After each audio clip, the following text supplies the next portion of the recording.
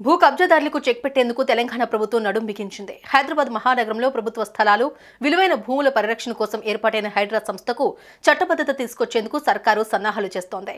దీంతో కబ్జా అనే పదం వినిపించేందుకు వీలు లేకుండా చేస్తున్నామని అంటున్నారు హైడ్రా కమిషనర్ రంగనాథ్. ఇంతకీ ఏంటి హైడ్రా? ఈ సంస్థ వల్ల కబ్జాలు ఎలా ఆగుతాయి?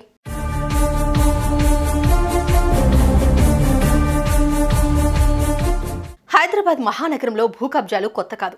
గతంలో ఎన్నో భూ కుంభకోణాలు జరిగాయి. ఇందుకు సంబంధించి ఫిర్యాదులు కూడా అందాయి. అయితే ఇప్పుడు అలాంటి ఫిర్యాదులు వచ్చాయంటే చాలు, అధికారులు నిమిషాల్లోనే చర్యలు తీసుకునేలా ప్లాన్ చేశారు. అందుకే హైడ్రాను అమల్లోకి తెచ్చారు. హైడ్రా అంటే Hyderabad disaster response and asset protection agency. రాజధాని ప్రజలను విపత్తుల నుంచి రక్షించేందుకు సర్కారీ ఆస్తుల ఆక్రమణలకు, చెరువులు, పార్కుల కబ్జాకు చెక్ పెట్టే ప్రత్యేక వ్యవస్థ ఈ హైడ్రా. దీనికి సంబంధించి అధికారికంగా ఉత్తర్వులు జారీ చేసింది ప్రభుత్వం. ఆ సంస్థ నిర్మాణం, బాధ్యతలు, విధి విధానాలతో కూడిన జీవో 99ని విడుదల చేసింది. ఇప్పటికీ కనుమరుగైపోయిన, కబ్జాల బారిన పడిన పార్కులు, ఖాళీ స్థలాలు, ఆట స్థలాలు, చెరువులు, నాలాలు, ప్రభుత్వ భూముల పరిరక్షణే హైడ్రా లక్ష్యం.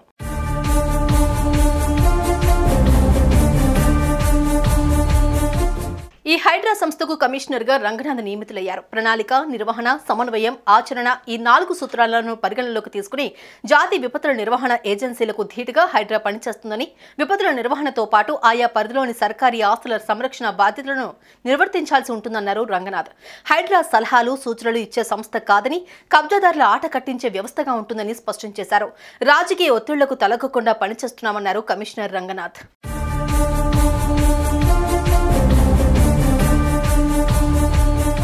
స్థానిక సంస్థల ఆధీనంలో ఉండే పార్కులు, ప్రభుత్వ భూములు, లేఅవుట్, ఖాళీ స్థలాలు, చెరువులు, కాలువలు, కుంటలు, వివిధ అవసరాలకు కేటాయించిన భూములు, రోడ్లు, ఫుట్పాత్లు ఆక్రమణలకు గురికాకుండా చూడాల్సిన పని ఇప్పటి నుంచి హైడ్రాదే. కాలువలు, చెరువులను ఎవరైనా ఆక్రమించుకుంటే జీహెచ్ఎంసీ, మున్సిపాలిటీ, రెవెన్యూ, నీటిపారుదల శాఖ అధికారులతో సమన్వయం చేసుకుని వాటిని తొలగించడం కూడా హైడ్రా బాధ్యతే.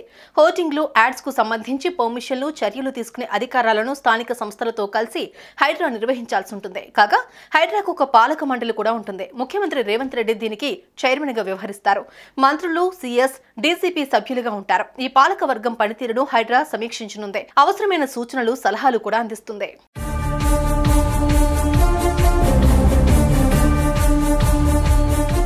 ఇవి మాత్రమే కాదు, నగరంలో భారీ వర్షాలు పడినప్పుడు కానీ, ఏదైనా విపత్తు సంభవించినప్పుడు కానీ ఎన్డీఆర్ఎఫ్, ఎస్డీఎంఏ లాంటి జాతీయ, రాష్ట్ర సంస్థలతో కలిసి పనిచేయాలి. అలాగే జాతీయ విపత్తుల నిర్వహణ చట్టం ప్రకారం తెలంగాణ కోర్ అర్బన్ రీజియన్ కోసం ఒక విపత్తుల నిర్వహణ సబ్ కమిటీని కూడా ఏర్పాటు చేశారు.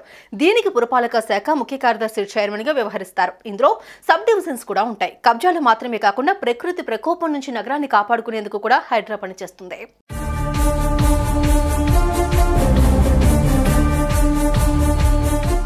స్వార్థం కోసం చెరువులు కప్పేసేవాళ్లు, సొంత లాభాల కోసం భూములను కబ్జాలు తీసుకునేవారు ఇక ఆ పనులన్నీ మానేయాల్సిన పరిస్థితి వచ్చింది. ప్రజల నుంచి వచ్చిన ప్రతి ఫిర్యాదును తీసుకుని దానిపై చర్యలు తీసుకుంటుంది హైడ్రా. ఎంత పెద్దవారైనా సరే వారిపై యాక్షన్ తీసుకుంటారు. ఇకపై హైదరాబాద్ లో కబ్జా అనే పదం వినే అవకాశం ఉండదు.